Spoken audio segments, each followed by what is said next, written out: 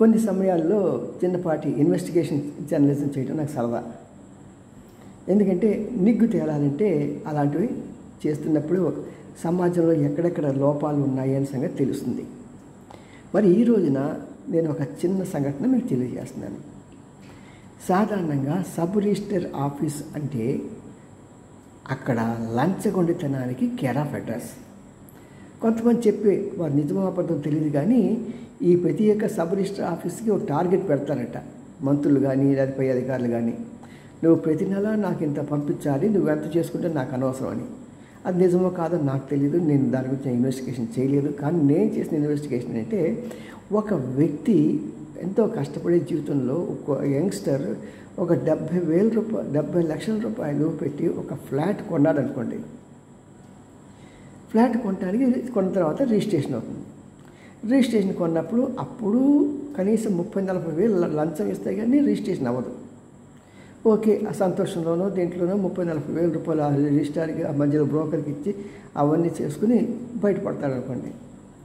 దాని తర్వాత ఏంటంటే బ్యాంక్ వాళ్ళు ఏమంటారంటే మీరు మార్టిగేజ్ చేయాలండి, ఎంఓడి అంటారు. ఒక వాళ్ళు చక్కగా ఈఎంఐ కట్టగల స్థితిలో ఉన్న వాళ్ళకి మళ్ళీ మార్టిగేజ్ అవసరం లేదు అన్న సంగతి తెలిసినా సరే ముందు జాగ్రత్తగా కస్టమర్ డబ్బులతో కనీసం వాళ్ళకి బ్యాంకు వాళ్ళు 50% భరించాలి వాళ్ళ జాగ్రత్త కోసం అని. వాళ్ళు ఏమంటారు, మా జాగ్రత్త కోసం, మీ జాగ్రత్త కోసం కస్టమర్ని ఎందుకు జేబు పెడుతున్నారు? ఎవరు ప్రశ్నించట్లా.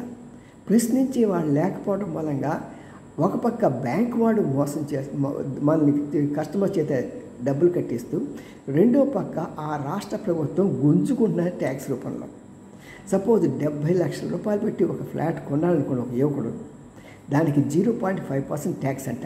అంటే 32,600 రూపాయలు ట్యాక్స్ కట్టాలి.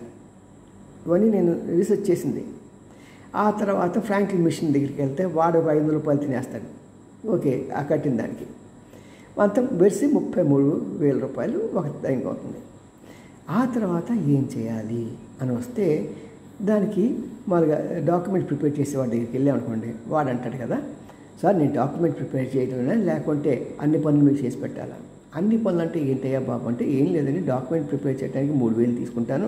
ఇది పేపర్ ఇదిలాగా మనకి నోట్స్ అవి ఉండేవి కాదు, లేవు ఇప్పుడు కాలంలో. దానికి ఒక 3,000 తీసుకుంటాను. అది కాకుండా నేను రిజిస్టర్ గారి దగ్గరికి వెళ్ళి రిజిస్ట్రేషన్ మొత్తం పూర్తి చేస్తాను. దానికి ప్లస్ నాకు ఒక ఎక్స్ట్రా అవుతుంది, ఎంత అవుతుంది అని ప్రశ్నించాను.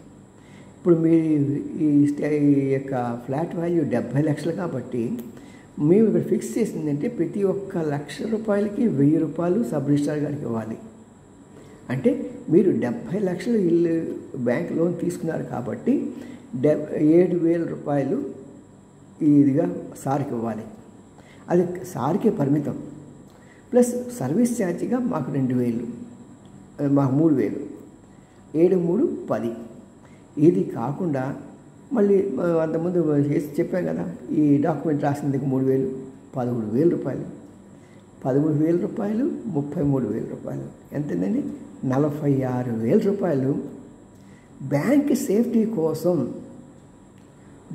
సేఫ్టీ కోసం కస్టమర్ కష్టార్జితాన్ని పిండేస్తున్నారు.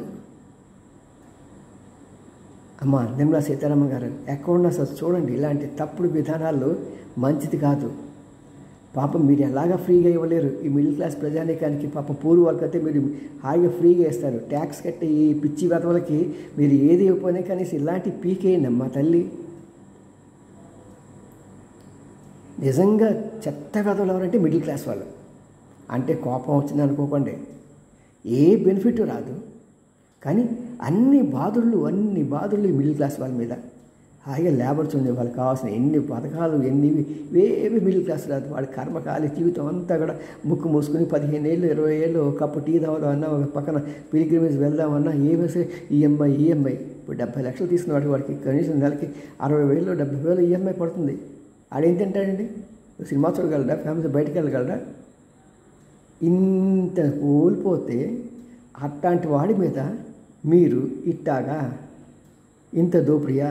మీ దోపిడీ కాకుండా సబ్ రిజిస్టర్ ఆఫీసులో ఆ దస్తావేజులు రాసేవాడి దగ్గర నుంచి మళ్ళీ దీనికి ఒక నియమం గవర్నమెంట్ ట్యాక్స్లో ఎలాగొన్న స్లాబ్ సిస్టమ్ ఉంటుందో లక్షకు 1000 రూపాయలు సార్కి ఇవ్వాలంట. మరి సార్కి ఇస్తారో సస్తారో తెలియదు. మరి వీటి మీద సరైన విధానంలో మీరు ఇన్వెస్టిగేట్ చేయండి. నేను పూర్తిగా సహకారం చేస్తాను. మీకు దమ్ముంటే ప్రభుత్వాన్ని నేను నిలదీస్తున్నాను. మీకు దమ్ముంటే నేను పూర్తిగా ఇన్వెస్టిగేషన్ నేను వివరాలు అన్నీ ఇస్తాను. మీకు ఇన్వెస్టిగేషన్ చేయండి. మధ్యతరగతి ప్రజల్ని బ్రతకనివ్వండి అయ్యా బాబు. అమ్మా సీతారామన్, బాబు చంద్రబాబు, మధ్యతరగతి ప్రజలను బ్రతకనివ్వండి. ఒక ఇల్లు కట్టుకునివ్వండి, హాయిగా ఉండనివ్వండి, కనీసం సుఖంగా శాంతిగా. మరి ఇలాంటి సూటి ప్రశ్నలకు ఇన్వెస్టిగేషన్ జర్నలిజం కావాలంటే మీరు తప్పక చూడండి గుడిగంటల TV9. లైక్ చేయండి, షేర్ చేయండి. ఇది మాత్రం తప్పకుండా షేర్ చేయాలండి. ఇది అందరి దగ్గర చేరాలి. ప్రతి మిడిల్ క్లాస్ వ్యక్తి దగ్గరికి చేరాలి. ప్రశ్నించాలి గవర్నమెంట్ని. మరి కనీసం ఎక్స్ వేదిక ద్వారా దీన్ని నిర్మలా సీతారామన్, మోడీ, ఫైనాన్స్ అందరి దగ్గరికి వెళ్ళాలి. వెళ్ళినప్పుడే కనీసం ఈ భారం తీసివేయడానికి అవకాశం ఉంది. ఈ మార్టిగేజ్ బదులు ఆల్టర్నేటివ్గా బ్యాంకులోనే ఉంటుంది. బ్యాంకులో సపోజ్ స్టేట్ గవర్నమెంట్ కావాలనుకోండి, ఒక 0.1% 2% వేసి కట్టేసి ఇప్పుడు దీన్ని బ్యాంకులోనే రిజిస్టర్గా చేసుకుంటే ఫెసిలిటీస్ ఉన్నాయి. కొన్ని సిస్టమ్స్ కొద్దిగా లా తెలిసిన వ్యక్తులు అయితే దాన్ని కరెక్ట్గా చెప్పగలిగేవారు. నాకు లా కరెక్ట్గా తెలియదు కాబట్టి నేను పొలిటికల్ అండ్ ఎకనామిక్ రిపోర్ట్ అని. కాబట్టి అలాంటివి చేసి బతకనివ్వండి మధ్యతరగతి ప్రజల్ని. See you.